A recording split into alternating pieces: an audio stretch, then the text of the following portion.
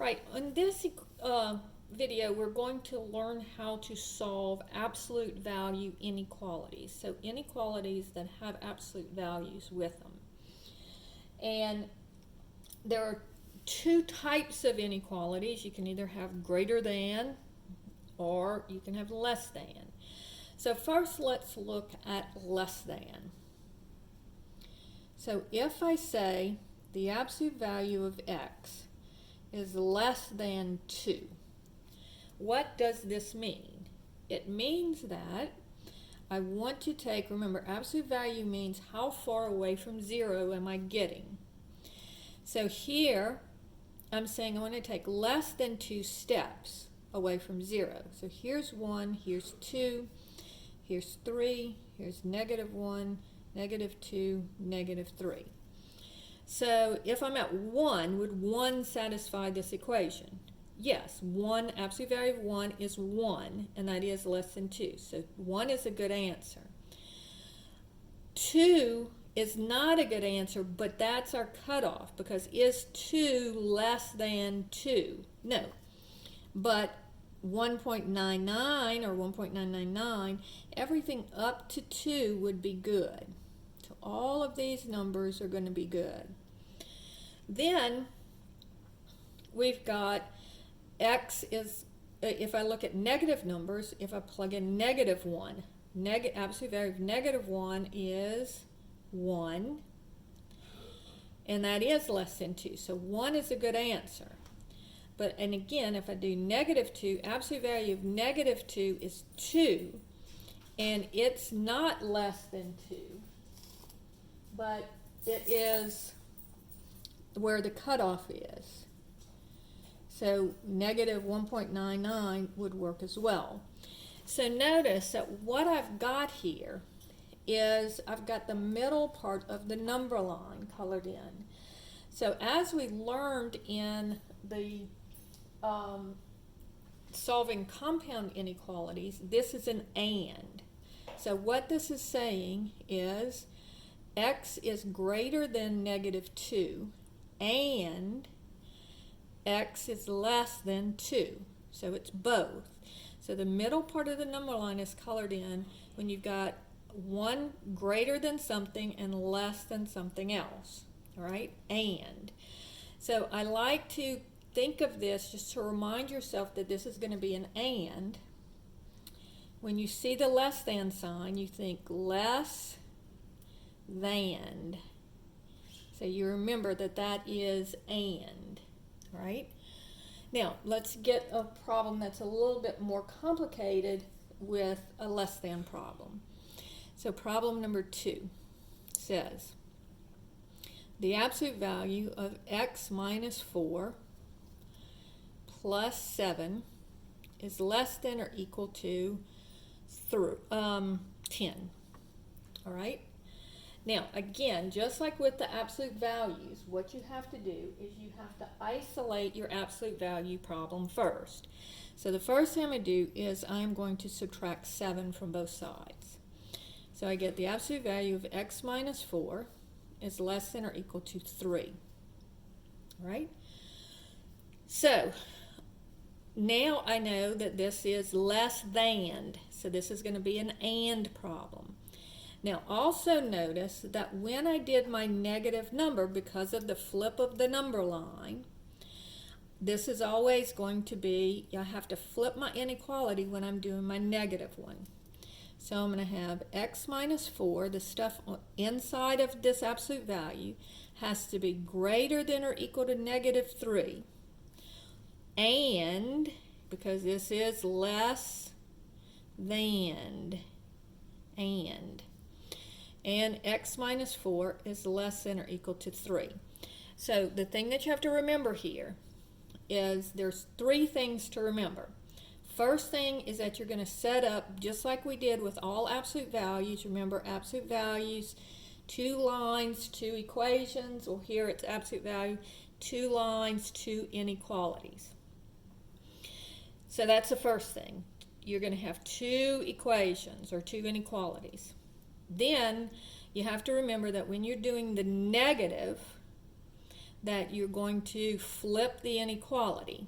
All right, so it's going to be x minus 4 is less than 3, just like this one is.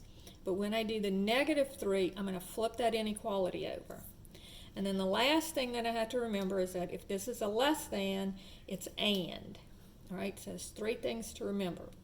So here I'm going to add 4, and I'll get x is greater than or equal to 1. And here I'll add 4, and I'll get x is less than or equal to 7. So on the number line, just like what we would expect, it's going to be in between 1 and 7. In this case, both of them have the equal to sign, so it'll be closed-in dots or brackets on both of them. So this one would be 1, 7. All right? That's how you work that one. Problem number 3 says the absolute value of x, let's make it 2x minus 3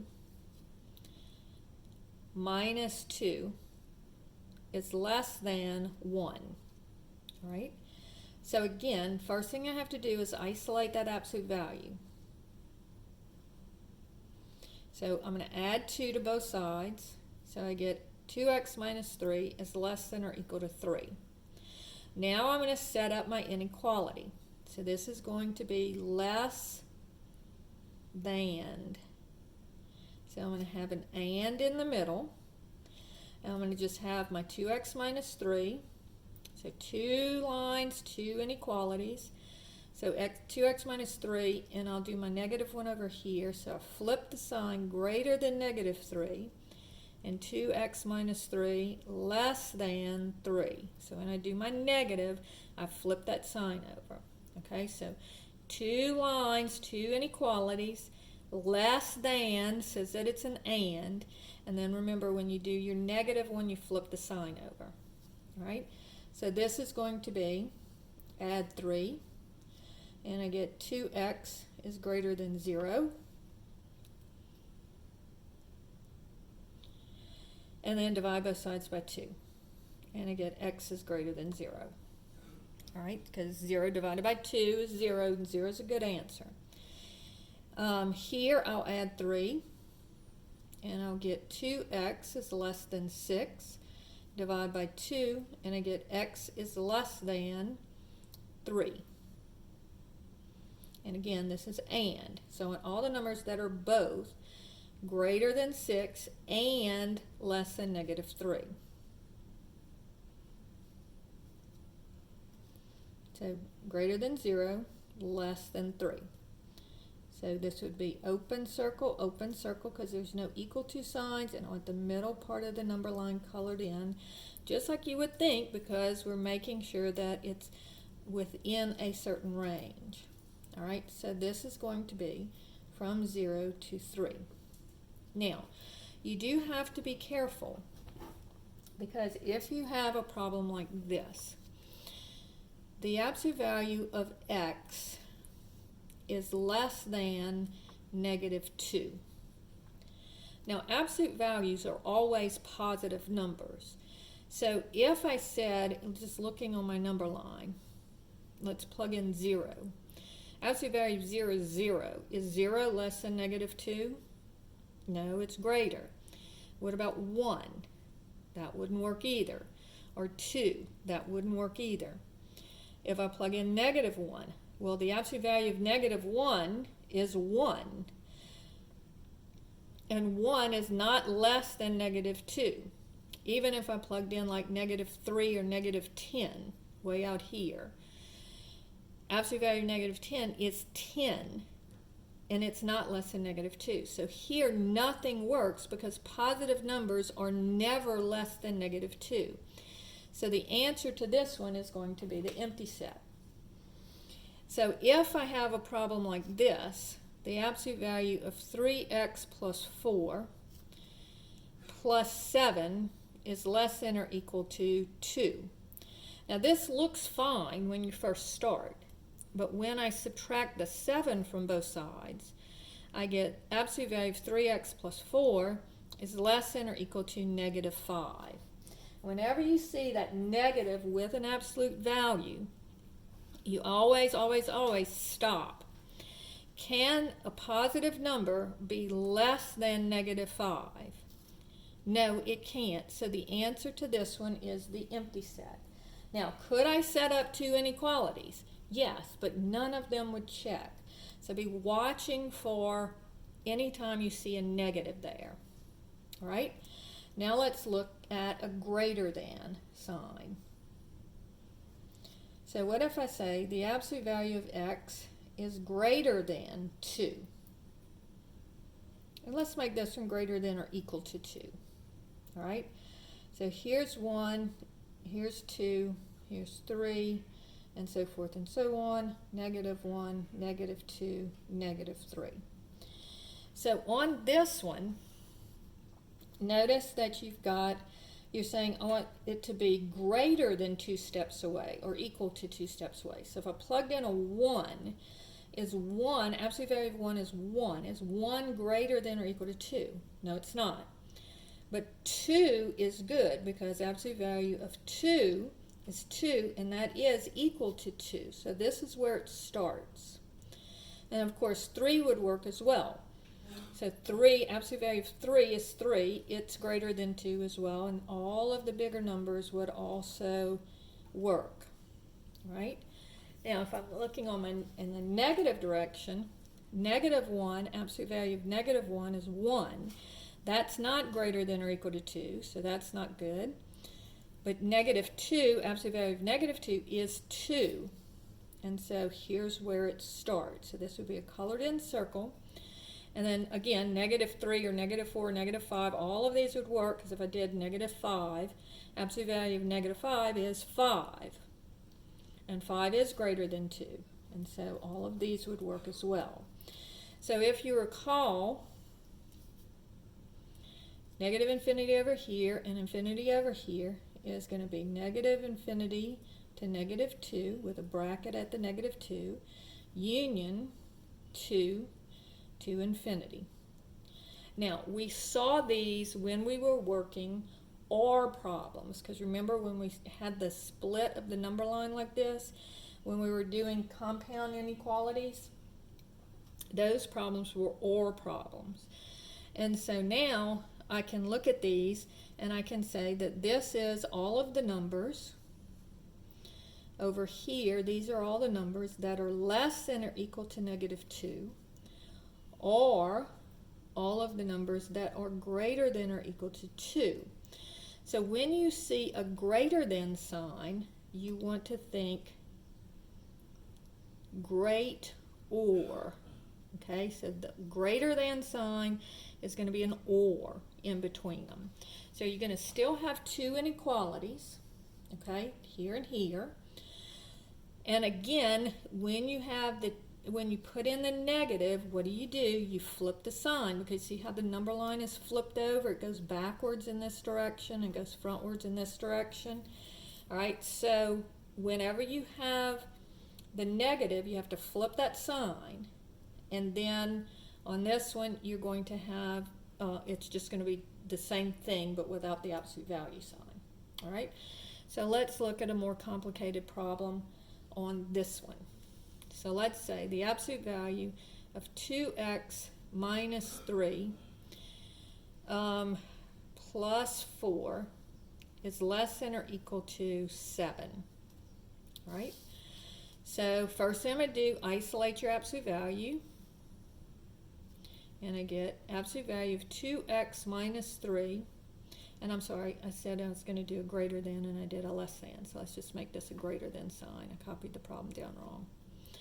Is greater than 7 minus 4 is 3. All right? So now, this is great or. So I know that this is going to be or. I know I need to set up two inequalities. So 2x minus 3. And when I do my negative, I flip my sign over, less than negative 3, or 2x minus 3 is greater than 3. All right? So over here, I'm going to add 3 and get 2x is less than 3. 0 then divide by 2, and I get x is less than 0. Over here, I add 3. I get 2x is greater than 6, divide by 2, and I get x is greater than 3. And remember, this is OR, so I'm going to have two parts of the number line colored in. So this is, here's 0, here's 3. I want all of the numbers smaller over here, and all the numbers bigger colored in over here. So in interval notation, it would be, here's negative infinity, here's infinity. From negative infinity to 0, union from 3 to infinity. All right, so that's how you do that one. Okay, problem number 4. I don't know how I got my numbers switched. This should be 6, this should be 7, so this should be 8. Problem number 8 says, the absolute value of x plus 8 is greater than or equal to 5. All right, so in this case, I don't have to do isolate the absolute value because it's already isolated, so I don't have to do any addition or subtraction first. So I'm going to just set up my two inequalities. Now I see this is greater than, so I remember great or. So this is going to be or, right? So it's going to be x plus 8. And again, when I do my negative one, I flip the sign over. Less than or equal to negative 5. And x plus 8 greater than or equal to 5. So again, one more time. Two lines, two inequalities. Great or means you're going to put an or in the middle, and we're going to color in the outside of part of the number line. And then when you do the negative side, you're going to flip that inequality. So now let's subtract the 8, and I get x is less than or equal to negative 13. And over here, subtract the 8, and I get x is greater than or equal to negative 3. So on my number line, negative 13 would be out here, and negative 3 is bigger than negative 13, so it's to the right. So this would be a colored in circle. Graphing this part would be over here, and then graphing this part would be a colored in circle, and color in this direction. The greater than numbers in this one, color in the less than numbers. Less than left, greater than right. All right? And so now negative infinity to infinity. And so this would be from negative infinity to negative 13. And remember, you always do the negative infinity first. It always goes from left to right. So negative infinity to negative 13, not negative 13 to negative infinity. Always has to be written like this. And then this is a bracket because of the equal to sign. Union from negative 3 to infinity. And again, equal to sign, colored in circle, and bracket goes to infinity. And always infinity and negative infinity, always parentheses. All right, problem number 9. What if I have the absolute value of x is greater than negative 2? Now, on all the other ones that we worked, whenever we had a negative, the answer was the empty set.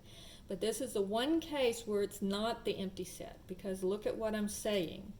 I'm saying a positive number is greater than negative 2.